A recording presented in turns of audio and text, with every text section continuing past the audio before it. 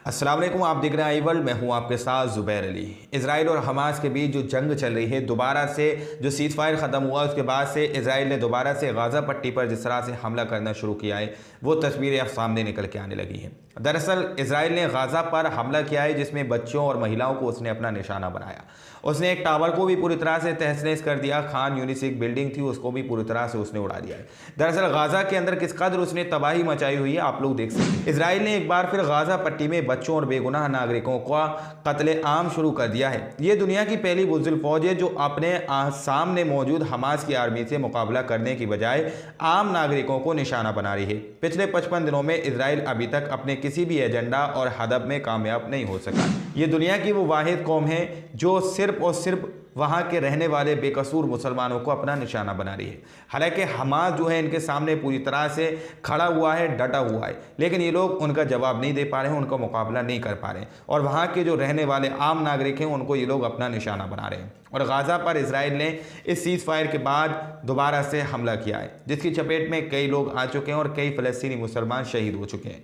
वहाँ पर जो है घरों को उसने अपना निशाना बनाया। एक बुज़ुर्ग शख्स की पूरी फैमिली उसके अंदर शहीद हो गई, जिसमें उसकी एक बेटी थी, एक जवान बेटा पूरी तरह से शहीद हो गया और उसका घर जो है पूरी तरह से नष्ट हो गया।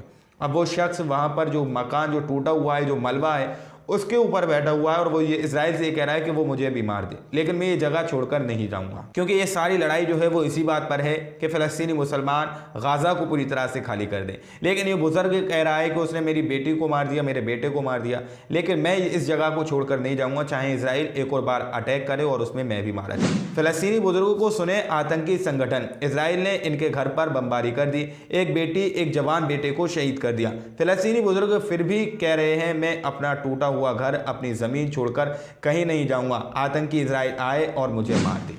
इस तरह की बात ये बुजुर्ग शख्स कह रहे हैं कि इसराइल दोबारा से आए और मुझे मार दे, लेकिन मैं अपना मलबा, ये ज़मीन जो है जहाँ पर मेरा घर बसा हुआ था, जिसको मैंने अपने हाथों से बनाया था, जहाँ पर मेरे सपने थे, जहाँ पर मेरे बच्चे रहते थे, जहाँ पर मेरे अपने रहते थे, इसराइल ने उस बिल्डिंग को, उस जगह को पूरी तरह से तहस नहस कर दिया, जिसकी चपेट में आकर उसका जवान बेटा और उसकी एक बेटी शहीद हो गई। और वो बुजुर्ग कह रहा है कि इसराइल आकर चाहे मुझे मार दे, लेकिन मैं ये जगह छोड़कर नहीं जाऊँगा। क्योंकि इसराइल का बेंजामिन नेतन्याहू साफ तौर पर यह कह रहा है कि वो लोग जो है वहाँ पर गाज़ा को पूरी तरह से खाली कर दें, लेकिन वो लोग खाली करने को तैयार नहीं है। वो बुजुर्ग शख्स अपनी जिंदा दिली की मिसाल दे रहा है कि वो मुझे मार दे, लेकिन मैं ये खाली करके नहीं जाऊँगा। और खान यूनिस में इसराइल ने बमबारी की है। 6 दिन के युद्धविराम के बाद फिर से बच्चों की हत्या करने, गाज़ा में नरसंहार करने उतर गया है इसराइल। अब बताओ कोई इंसानियत का दुश्मन कौन है? यानी साफ तौर पर यहाँ पर सवाल पूछा जा रहा है कि जो लोग हमास को और फ़लस्तीनी मुसलमान को ये कह रहे थे कि ये लोग जो है इंसानियत के दुश्मन हैं, ये लोग यहाँ पर जो 7 अक्टूबर वाले हमले की कुछ तस्वीरें शेयर की जा रही थी जिसमें ये दावा किया जा रहा था कि हमास और फ़लस्तीनी मुसलमान देखो किस तरह से जो इसराइल के नागरिक हैं उनको लेकर वैनों के ऊपर यानी गाड़ियों के ऊपर लेकर घूम रहे हैं, उनकी बॉडीज़ को बिना कपड़ों के लेकर घूम रहे हैं, इस तरह का दावा किया जा रहा है। लेकिन इसराइल फिर से जो है गाज़ा के अंदर हमले कर रहा है। इसराइल जो है गाज़ा के अंदर खान यूनिस बिल्डिंग को उसने पूरी तरह से बॉम्ब से उड़ा दिया। आप लोग यहाँ पर देख सकते हैं कि किस कदर जो है इसराइल ने बॉम्ब से जो है डिस्ट्रॉय सेवरल रेजिडेंट टावर्स इन खान यूनिस। जो वहाँ पर रहने वाले लोग थे, वहाँ पर एक टावर है, खान यूनिस जगह है, उसको पूरी तरह से इसराइल ने जो है ध्वस्त कर दिया है। इसराइल ने उस पर रहने वाली जगहों पर, रिहायशी इलाकों पर जो है हमला किया है। उस गाज़ा सिटी में जो है खान यूनिस, उस पर हमला किया और जिसकी चपेट में बहुत सारे लोग आए हैं। ये सारा मामला पूरी दुनिया अपनी आंखों से देख रही है। आप लोग देखिए यहाँ पर द मुस्लिम एक ट्विटर यूजर, उन्होंने इस खबर को भी शेयर किया है। Terrorist Israel is hitting the city of Khan Younis in the south of Gaza. यानी साउथ गाज़ा के अंदर जो खान यूनिस जगह है, सिटी है, वहाँ पर जो है इसराइल ने एयर स्ट्राइक की है, वहाँ पर हमला किया है और उसको पूरी तरह से ध्वस्त कर दिया। अब यहाँ पर सवाल पूछा जा रहा है कि दुनिया वालों कोई तो बताओ कि आखिर इंसानियत का दुश्मन कौन है? इंसानियत का दुश्मन कौन है जो रिहायशी इलाकों पर हमले कर रहा है, जहाँ पर लोग रहते हैं, आम नागरिक रहते हैं, वहाँ पर जो है हमले कर रहा है इसराइल? क्या शायद कोई इस चीज़ को बता पाएगा कि आखिर इंसानियत का दुश्मन कौन है? सवाल पूछा जा रहा है दुनिया से, पूरी दुनिया से, चाहे किसी भी रिलीजन का इंसान हो, इस सवाल का जवाब दें कि आखिर इंसानियत का दुश्मन कौन है। ये सवाल पूछा जा रहा है। लेकिन सबसे बड़ी खबर ये निकल के आ रही है कि यमन के हूतियों पर हमला हुआ है। दरअसल यमन के हथियार डिपो पर हमला हुआ है। यानी कि यमन के जो एक संगठन है हूती जिनको कहा जाता है, उसके हूती के हथियार डिपो पर हमला किया गया है। जहां पर यमन के जो हूती हैं अपना हथियार रखते हैं उस पर हमला किया गया है, जहां पर ज़रूरी हथियार मौजूद थे।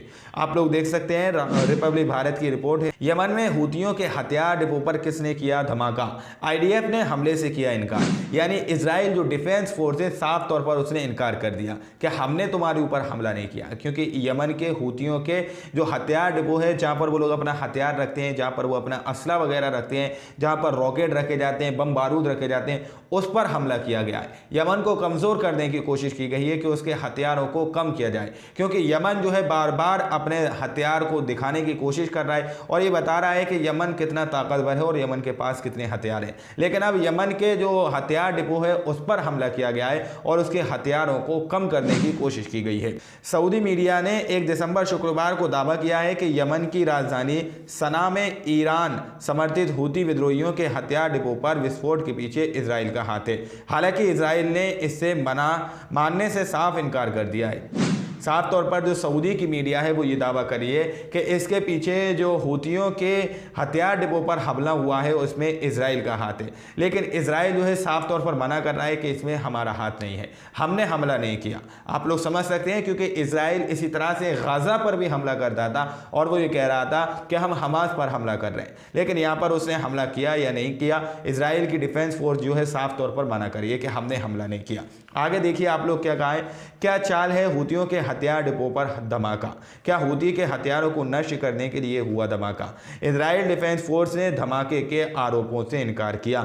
सऊदी के मीडिया के अनुसार मिसाइलों के जरिए यह धमाका 30 नवंबर गुरुवार को उस जगह पर किया गया जहां ड्रोन और सटीक मिसाइलें रखी हुई थी। हालांकि इजराइल डिफेंस फोर्स ने 1 दिसंबर शुक्रवार की शाम को सभी आरोपों को खारिज करते हुए साफ कर दिया है कि विस्फोट के पीछे उनका हाथ नहीं है। इजराइल डिफेंस फोर्स ये बोल रही है कि हमने विस्फोट नहीं किया, हमने हमला नहीं किया। लेकिन जो यमन के हूती हैं जो अपना ज़रूरी सामान वहाँ पर रखते हैं, ड्रोन रखते हैं और जो सटीक मिसाइलें हैं वो जहाँ पर रखते हैं उस पर हमला किया गया है। साफ तौर पर यहाँ पर जो है सवाल पूछा जा रहा है कि अब सवाल ये उठता है कि आखिर इस धमाके के पीछे किसका हाथ है?